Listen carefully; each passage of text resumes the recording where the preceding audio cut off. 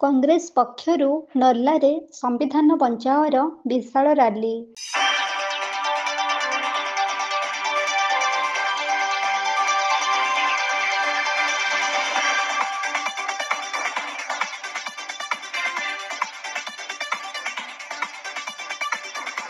ରାଜ୍ୟ ସରକାରଙ୍କ 1 ବର୍ଷ ପୂର୍ତ୍ତି ଅବସରରେ ରାଜ୍ୟର ବିଭିନ୍ନ ପଞ୍ଚାୟତରେ ବିକାଶ ରଥ ବୁଲି ସରକାରଙ୍କ ସଫଳତାର ଡିଣ୍ଡିମ ପିଟି ଚାଲିଥିବା ବେଳେ ବିଜେଡି ପକ୍ଷରୁ ମଧ୍ୟ ରାଜ୍ୟର ବିଭିନ୍ନ ସ୍ଥାନରେ ସମ୍ମିଳନୀ କରି ସରକାରଙ୍କ 1 ବର୍ଷର ବିଫଳତାକୁ ବଖାଣି ଚାଲିଛନ୍ତି।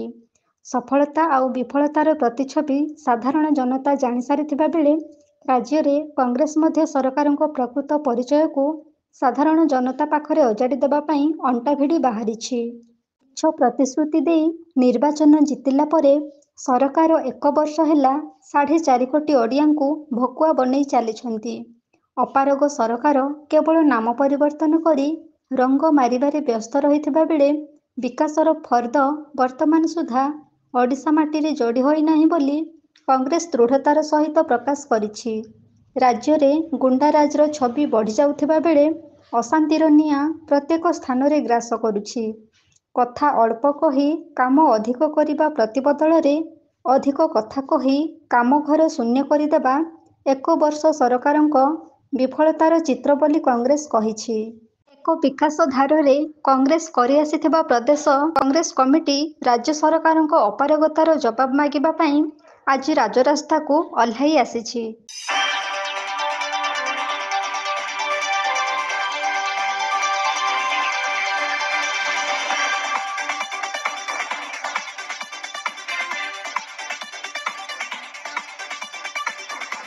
ଓଡ଼ିଶା ରାଜ୍ୟ ପିସିସି ସଭାପତି ଭକ୍ତଚରଣ ଦାସଙ୍କ ଆହ୍ୱାନକ୍ରମେ ରାଜ୍ୟର ବିଭିନ୍ନ ସ୍ଥାନରେ ସମ୍ବିଧାନ ବଞ୍ଚାଓ ରାଲି କରି ଲୋକଙ୍କ ନିକଟତର ହେବା ପାଇଁ ପ୍ରୟାସ କରୁଥିବା ବେଳେ କଳାହାଣ୍ଡି ଜିଲ୍ଲା ନର୍ଲା ସହରରେ ମଧ୍ୟ ସମ୍ବିଧାନ ବଞ୍ଚାଓର ଏକ ବିରାଟ ରାଲି ଦେଖାଦେଇଛି।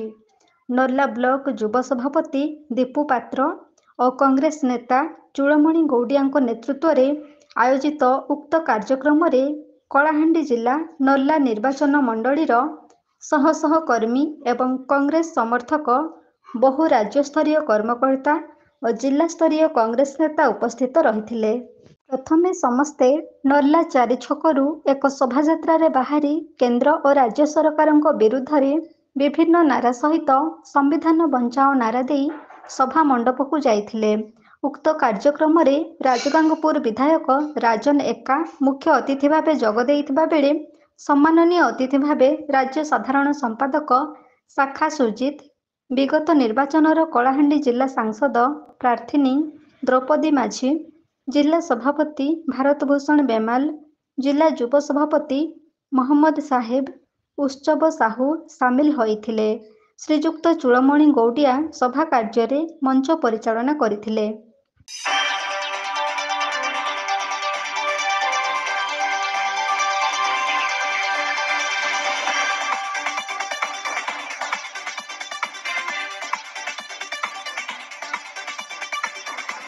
କଳାହାଣ୍ଡି ନର୍ଲାରୁ ବିମ୍ବାଧର ବୁଦ୍ଧିଆଙ୍କ ରିପୋର୍ଟ, এবି ନ୍ୟୁଜ।